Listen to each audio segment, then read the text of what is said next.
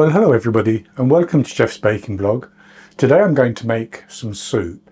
This is going to be Cock-A-Leekie Soup, which is a very traditional Scottish soup of chicken and leeks.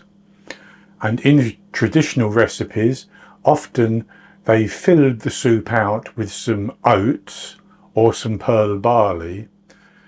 These days, people might use rice instead, or indeed not use pearl barley, oats or rice and just have a thinner soup. But it's a very, very tasty soup, and although I'm not claiming that mine is an authentic version, I think it's reasonably close to perhaps what was made in the past, and I'm going to use pearl barley. Now that does actually prolong the cooking time because pearl barley takes longer to cook than either the oats would or the rice would, but it doesn't matter. So that said, I'll go on to the ingredients. And for this, I have a whole chicken which weighs about 1.5 kilograms, 3.3 pounds. Now you could use chicken pieces if you wanted to, and how much you use is entirely up to you. Then I have a kilogram or 2.2 pounds of leeks, and I have cut the white and light green part off the leeks and sliced them, having washed them of course, and I've retained the ends of the leeks, which are these tougher bits which aren't very nice when they're cooked down, but they do add flavour, so I'm going to cook those and then discard them later on. So I'll cook those as I cook the chicken, and the leeks will add flavour to the stock. I have 450 grams, about 1 pound of carrots which I have sliced, 100 grams, half a cup of pearl barley, but as I said, you could use oats or you could use rice, this as much as you want to fill out the soup, or you can leave it without. I have 2 cloves of garlic here, which is about a good tablespoon, which I have chopped up. You can omit that if you want. You can omit the garlic if you want to. I have 4 bay leaves. I have 12 soft dried prunes which I have cut into pieces. That's going to add sweetness. They get added in towards the end of the soup. And then I have some salt and pepper for seasoning. The only other thing I need is water or stock, and I'm going to use water to cover the chicken, and because we're going to boil the chicken. So I have put my chicken into a large pot, and then I've washed my hands, and I'm going to add into that my garlic and my bay leaves, and then the ends of the leeks. And I'm going to fill that pot with water. So I have filled the pot with water so that it covers the chicken. It doesn't matter if it doesn't cover all the green part of the leeks, because we're going to discard those. So I'm going to put that onto my stove, covered, and I'm going to bring it to a boil, and then I'm going to gently boil it for 1.5 hours, 90 minutes. So I'll do that and I'll come back after 90 minutes.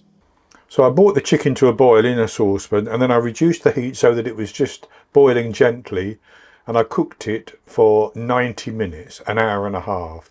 So I've now taken it out, and as you can see, it's falling apart, and I did test the temperature. So I know that it's cooked all the way through, but I'll test it again. Yes, it's cooked all the way through. So I'm going to let that cool down. I've also taken those the ends of those leeks out, and I'm going to discard those. I don't need those anymore. Now, as that chicken cools down, we need to get everything else cooked. So with my pot still boiling, I'm going to put in my pearl barley, and I'm going to turn the heat up, and I'm going to boil that fiercely or rapidly for 10 minutes.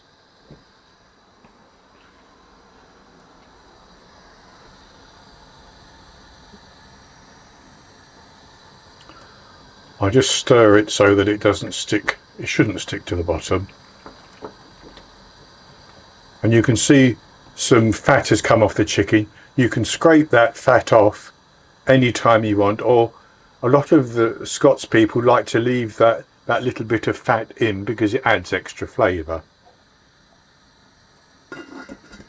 So I've boiled the pearl barley rapidly for 10 minutes and I've now reduced the heat, and I'm going to put my carrots in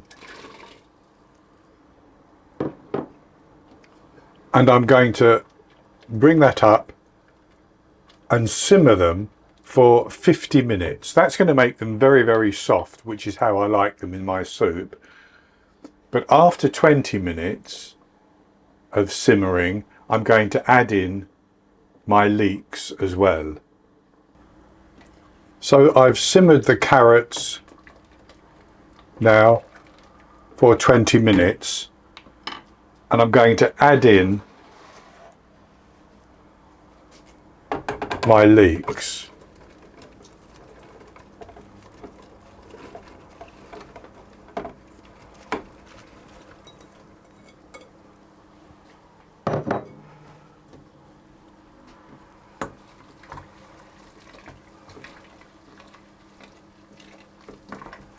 I'll stir that through to get the pearl barley mixed in with everything else.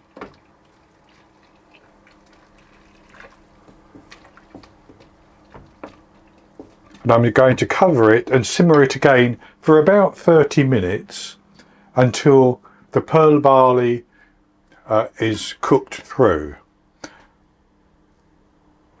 Now, at the same time as doing that, I have shredded my chicken. I've pulled it off the carcass and that's ready to go in with the prunes and some seasoning at the end, and then that will get heated up. So I now have everything cooked. The pearl barley still has just a little bite to it, which is how I like it, and I've put some salt in, and I'm just going to put a little bit of pepper in.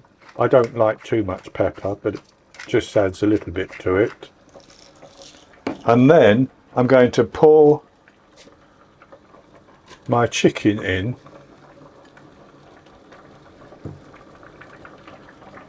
along with my prunes, and I'm going to stir that around, get that distributed, and I'm going to cook that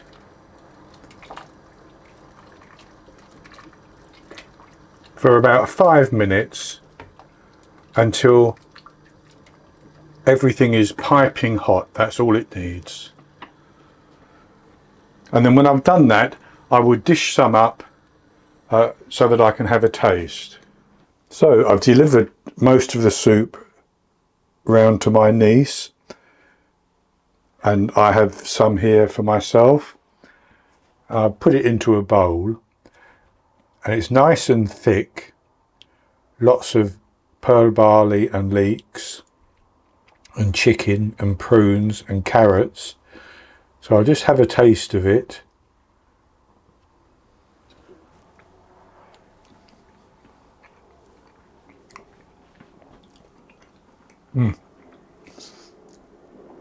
That is delicious. I have a taste of the juice.